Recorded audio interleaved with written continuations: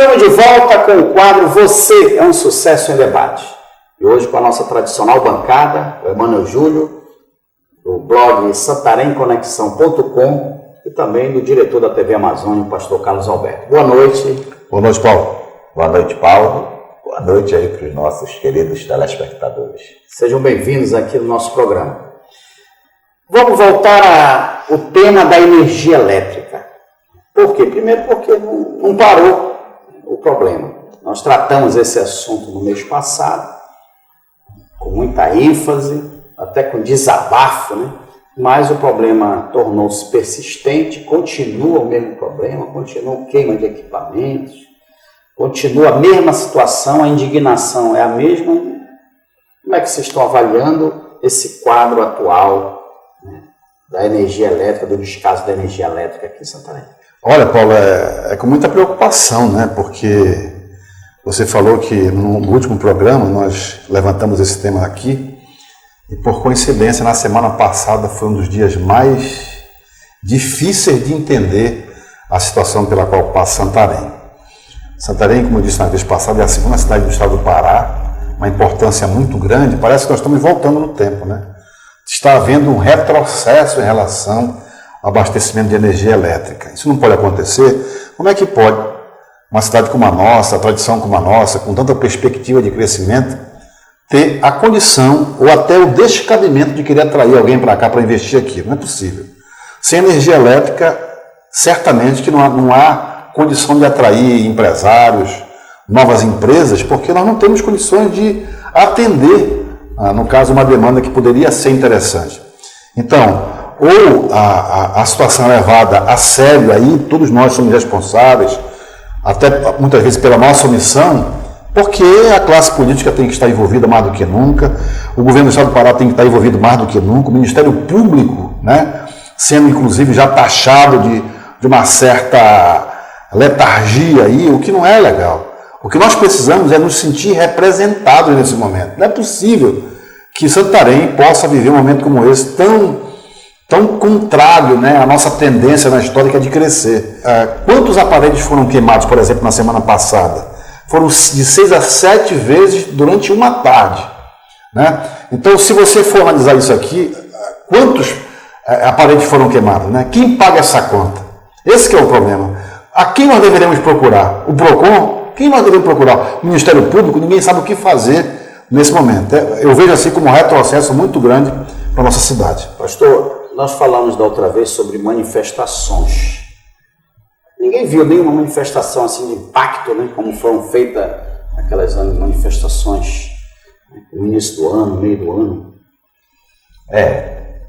Pelo que a gente tem observado, parece que aquele que consente, né, então ele acaba, em certo sentido, permitindo essa situação, porque fica conivente.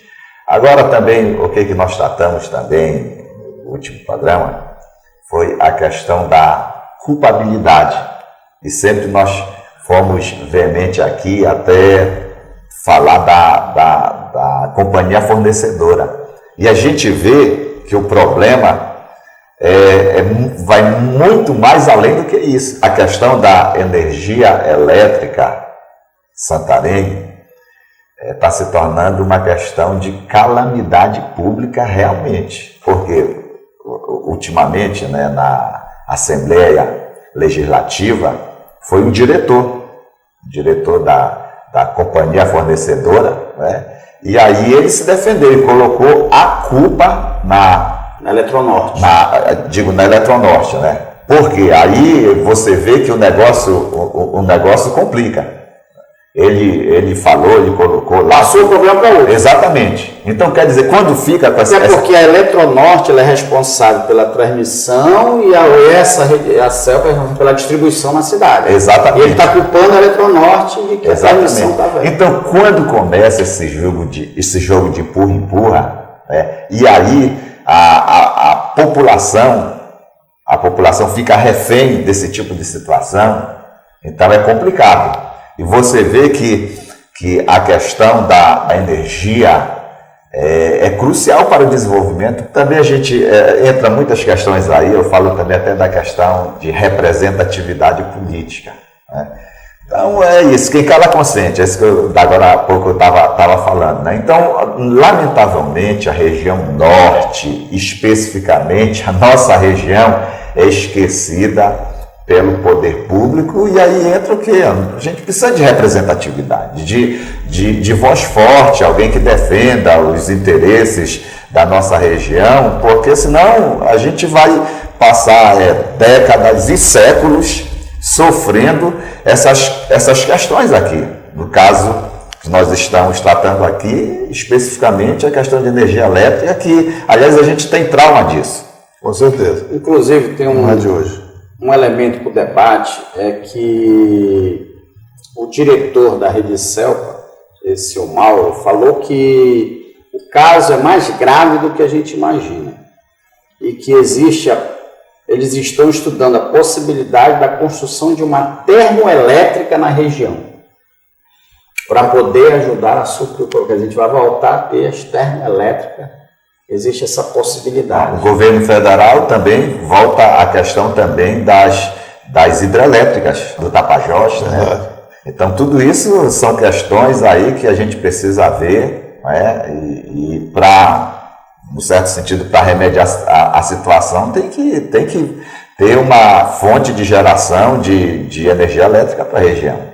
Só que, por exemplo, a hidrelétrica do Tapajós vai durar uns 6, 7, 8 anos para concluir. Quantas? São o quê? São 5C, né? Vem sendo todos os entraves aí do Curuí foi construída, mas o Amazonas recebe mais da metade do que nós e eles não estão com problema. Lá não está tendo apagão nenhum, não está tendo pisca-pisca de energia. Então, e Belo Monte, para onde vai essa energia do Belo Monte? Vai cair uma parte para cá? Será? Quer dizer, então, estou estudando a possibilidade de uma termoelétrica porque nós estamos em caso de calamidade pública. E a questão também dessas variações de queda do fornecimento desses apagões que acontecem aqui, com certeza um desvio dessa energia está indo para Belo Monte. Inclusive o diretor falou isso, o diretor da Rede Cel. Disse que isso começou quando começou a obra de Belo Monte, que exige muita energia. Eles tiveram que... Então, tem procedência esse pensamento. E como a construção de Belo Monte é prioridade para o governo federal, nós vamos largar com as consequências. Porque a prioridade do governo federal é São Paulo. É Rio, Belo Horizonte, não é Santarém, na região oeste do Pará. É verdade. Mas eu acho que isso é interessante isso, a gente debatendo aqui, a gente formar opinião e levar opinião também para você que nos assiste e a gente como um povo, um formador de opinião, fazermos uma frente e força para lutar pelos nossos direitos. Com certeza. Vamos nos organizar aí, vamos pelas mídias sociais tentar organizar uma manifestação, alguma coisa sadiamente, honestamente, mas a gente não pode ficar parado vendo esse pisca-pisca, esse absurdo está acontecendo debaixo dos nossos olhos. E Santarém tem recebido muitos eventos de expressão. A gente tem visto assim, tem o Panteirão, tem aí shows no Cearense, tem eventos assim de grande presença, de público, né? De público. E o questionamento que eu faço com isso, agora nós vamos ter a presença também do Diante do Trono, que é uma grande banda, está vindo com toda a carreta e tudo aí. Teve agora a Ivete Sangalo no Sairé. Isso é bom ou ruim para Santarém? Se é bom ou se é ruim é o seguinte, eu acho que acaba sendo mais bom. No caso específico, por exemplo, do Sairé, sem sombra de dúvida, a atração principal foi a Ivete Sangalo, né? O pessoal fez muita polêmica. Gritou-se muito. Ela ganhou 200, 300, 500 mil. Gritou-se muito em relação ao preço do cachê dela, né? Agora, tem que ver o seguinte, o que é que chama a atenção na festa do Sairé? São os shows musicais. Eu já trabalhei lá, você já trabalhou lá, você sabe como é que é. E isso sempre foi o ponto de apoio da divulgação, da atração do público.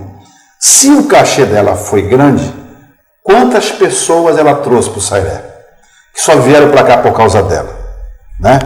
Milhares de reais vieram em função da Ivete Sangalo. E quem veio para cá, pagou hotel, pagou alimentação, teve que se deslocar, pagou táxi, pagou mototáxi.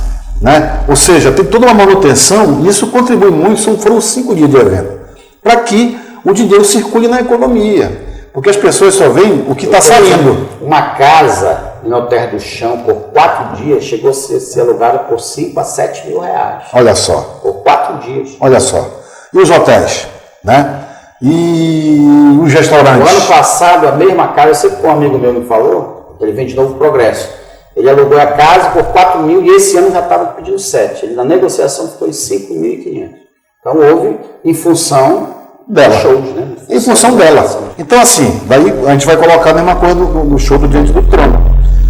Que vai ser um evento agora no dia 3, no próximo dia 3 de setembro, em Santarém. A mesma coisa, o pastor falou domingo na igreja que existem já grupos formados em Itaituba, existem grupos formados em Monte Alegre, e assim por diante. Santarém como sendo uma cidade, um ponto de convergência que é da região oeste do Pará, tem essa função, né, de capitanear os eventos, de chamar, ainda mais em tempos de Facebook, de WhatsApp, de Instagram, sei lá, de Twitter. Na verdade, as informações se disseminam numa velocidade muito grande, né? E esse show, por exemplo, Diante do Trono, guardadas as devidas proporções, tem o mesmo peso uma Ivete Sangalo, quando se fala do segmento gospel. Estamos apresentando o quadro Você é um Sucesso em Debate. Daqui a pouco a gente volta com mais temas polêmicos e informações para você. Não sai daí. Daqui a pouco a gente retorna.